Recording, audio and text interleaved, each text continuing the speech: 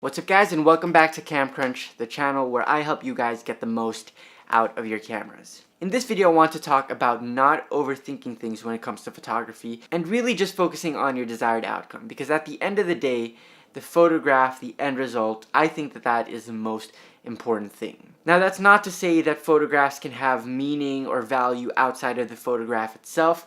You know, if you go on a long camping trip to take landscape photos, or if you go travel the world and take a bunch of cool photos, of course those photos are going to hold value more than just the photos themselves. But what I'm mainly talking about in this photo is how people sometimes become too technical, try to do too many things when it comes to photos, when the answer or the solution to take the specific photo that you want to can actually be much more simple than what you think. Now I think that this comes from when we first start to do photography and we try to learn as much as we can. We try to read a lot of blogs, photography websites, books, we listen to podcasts, we watch videos, we do all sorts of things where we're absorbing so much information, whether that's about the cameras, about the lenses, about lighting, about lighting equipment, about different pieces of gear you can use to achieve different results.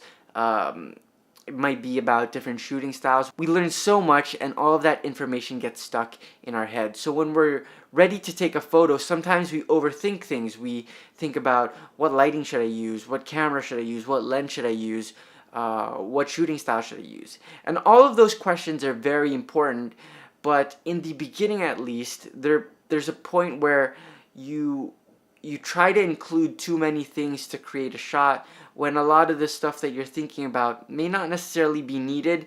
Not only that, it makes the job a little bit more difficult, a little bit more tedious, a little bit more stressful. So in this video, I just want to talk a little bit about simplifying your process, really thinking about what's important and not overthinking things, not involving too many things that you really don't have to.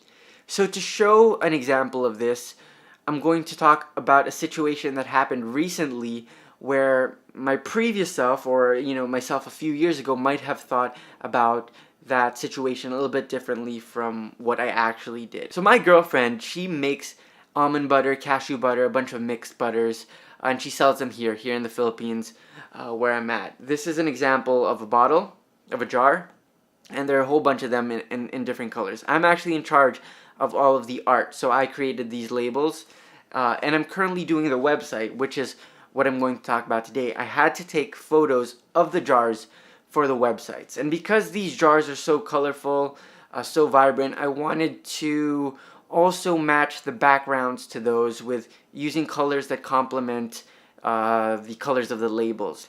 And if I had done this many years ago, things that I would have considered were, what backdrop should I use? What type of material I should use? And I would have, waited to get that perfect material before I took the shot. I would have thought about lighting, how important lighting plays a role into making these jars really pop. And that's very important, but I would have gone, should I do a 2-light setup, 3-light setup, 4-light setup? Should I position here and here and here? And I would have made it more complex than it should have been, because maybe I'd have one light and then I'd want to put another light and another light, and then maybe I'd say to myself, oh, I saw this technique, maybe I should use this technique. That's all good to experiment. But for the purpose of these shots, which were for the website, it really didn't have to go that far. So now that I'm trying to make photography a lot more simple for me, this is what I eventually ended up doing. Because again, these labels are so colorful, I wanted them to pop with color.